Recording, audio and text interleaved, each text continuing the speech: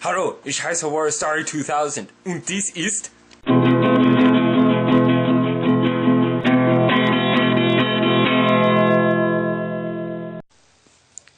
Good afternoon, everybody. It is Tuesday the 5th of February, and I'm getting ready for my ROTC class. I'm the MS4 lab instructor on Cortland campus at SUNY Cortland, New York.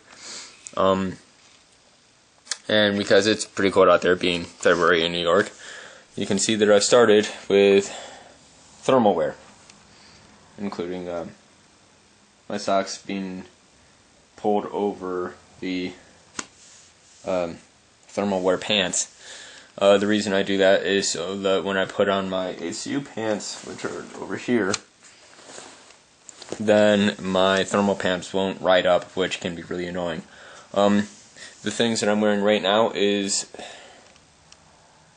the Condor 2 baseline, and it's a really good thermal wear so far because, like, you can see the quilted fabric, like the way it's quilted, is actually really good for trapping heat and expanding on how much air is being warmed by your body, which, as hopefully everybody knows, actually helps keep you warm. It's not like wearing a bunch of tight clothes that'll keep you warm. It's wearing a bunch of loose-fitting clothes. That's why the marshmallow suits are so effective.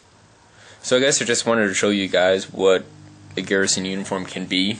So like I said, I've already said, I'm wearing the baseline. And now,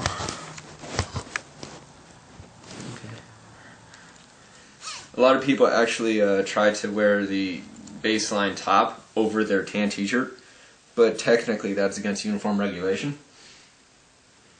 So here's my ROTC shirt. That is a tan t-shirt, and even though it has decals on it, it's still one of the it's still authorized for wear at ROTC. Just like some units have their own shirts that they made, and the commander said that they could wear it, same thing in here. Now, the important thing that you want to do in this case is make sure that, except for the sleeves, you do not want to have your polypro or your thermal wear or your snow gear or whatever you want to call it. You do not want to have it blatantly visible. That, because if it can be seen, then technically it's against uniform regulations, or so I've been told. I haven't read AR 670-3 in a long time. That's the uniform regulations and stuff. But now I'm putting on pants.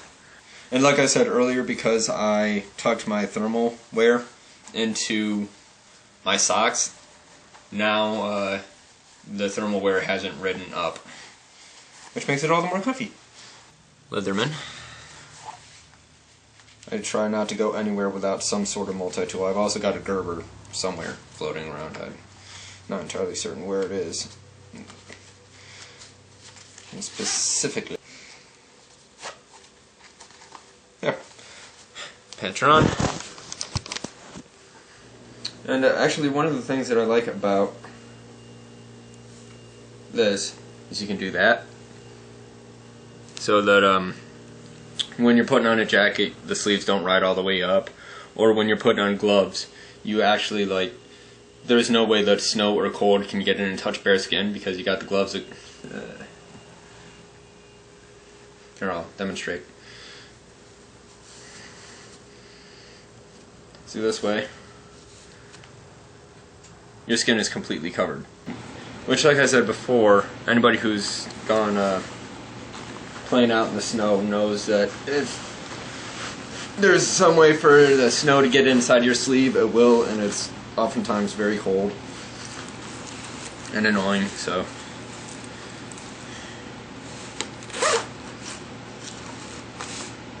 There.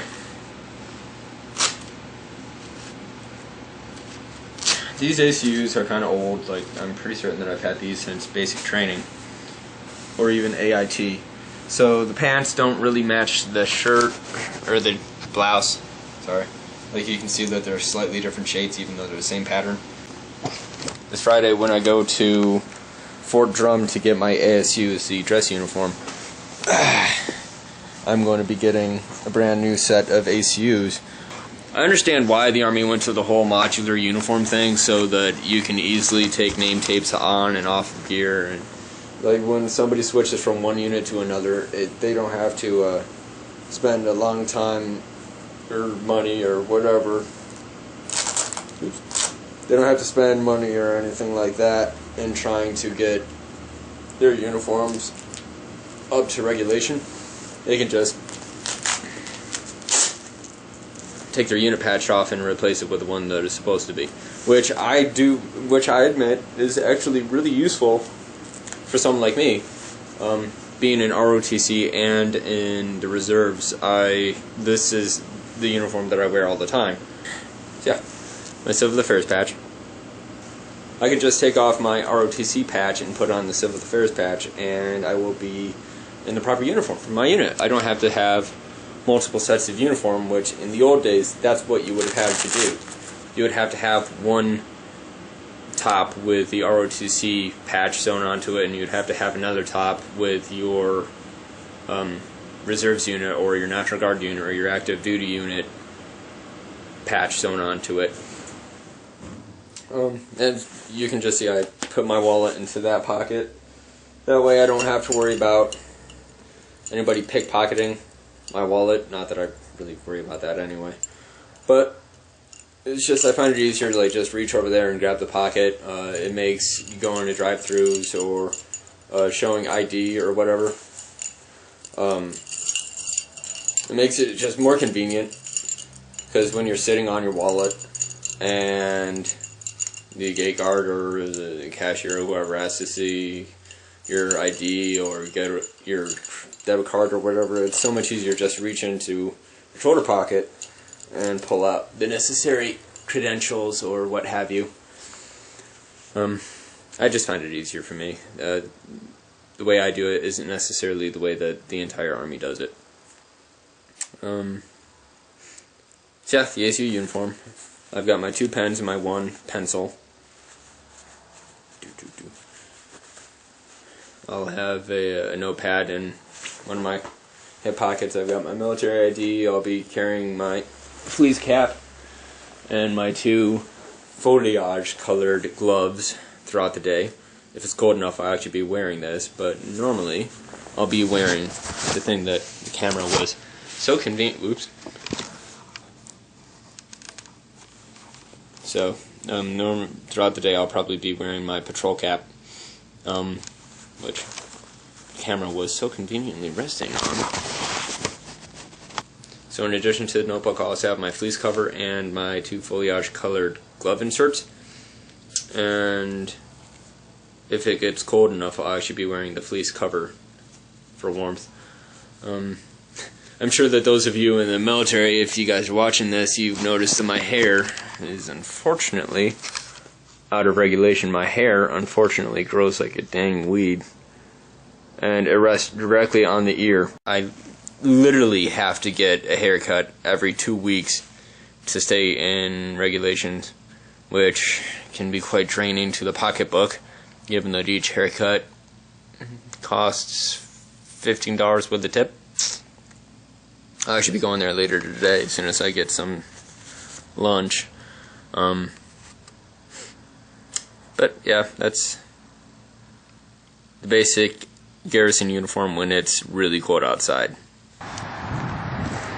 So yeah, here's my car. It's a 99 Saturn SL2. It's got like 113,000 miles on it, which is pretty good for a 99. But I had to get this after my truck was totaled, about a month ago. And I've been meaning to do a vlog about it, because it's good to show that I actually have a car, and Liz has actually been kind of getting on my case about it, which is kind of amusing. But well, yep, she's a good little car. I enjoy driving her. She's got pretty good handling for a front wheel drive without snow tires, especially when everything's snowy. But yep, so here she is. Here's Tolly. Nice little car. So here we are at the King's Den hairstyling, and I'm just about to get a haircut. So, conclusion of a fun day of classes. We did a bunch of drone ceremony at lab today. We even did some color guard, which is, with the flags and stuff. So now I'm walking down Prospect Terrace, which is one of the main roads for SUNY Cortland. And the sidewalk's kind of icy. But, in all that, it's got a pretty nice view. So yeah, it's a joy to be here in central New York State, with all of our various hills and glacial valleys, and you can't really tell from the it's hard to demonstrate the awe of what this actually looks like. In a camera it's hard to tell, but this is my homeland. This is pretty much where I was born and raised. I grew up in a town half an hour west of here, in Genoa, but the same basic train. And I do love it. It's my home. And hopefully, God providing, I'll never have to move away from it. Then nothing will happen that will take me away from it, but depending on where either my or Alyssa's career takes us, I know we could end up in Texas. We could end up anywhere. But yeah, I'm going to. Sorry about that. But yeah, so now I'm going to be going to GameStop, and then probably back to Genoa to pick some stuff up. I unfortunately have to resign from my fire department because, it's in Genoa. It's the Genoa Volunteer Fire Department. And I'm never really there anymore. And since I'm probably going to be living in the Cortland region, I'll find a volunteer fire department here that I can go to. Or I can even become a professional firefighter. All depending. We'll see you in the future. See you guys at GameStop. Yay, GameStop! Yay, game! Yay! Here I am at the Genoa Fire Department, where I'm going to be offering my resignation because I no longer live in Genoa. Here's our engines. Engine 1, Engine 2. I'd been a member for a couple of years, and here's our tanker. Here's our rescue truck. It's kind of sad to actually realize that I'm resigning from this department. I've been a member since 2009 when I got back from basic training and AIT. So to kind of realize that at least this small chapter of my life is over, it's actually pretty sad. I only picked up a couple of things. Safety glasses that my dad got me for vehicle extrications and stuff. My window punch. My helmet band, the flashlight that attaches to my helmet. And probably most importantly to me, my helmet shield. But like I said, I've been a member since 2009, and I've had some really good calls. Fully involved structure fires, propane tanks exploding. It's not been a bad couple of years. I regret that I never had more time to put into it, and since I'm not going to be living in the same area, I'm going to be the next county over. Might as well end it now. So yeah, it's just kind of sad, but I'll deal with it, and I'll probably join a fire department in Cortland because I loved being a firefighter, and I don't want to stop being a firefighter, especially now that I'm an EMT and I can work on rescue. So I'll figure out something to do, but bittersweet, definitely bittersweet. Genoa Fire Department, thank you for allowing me to be a member, and I'll miss you guys. Catch you on the flip side.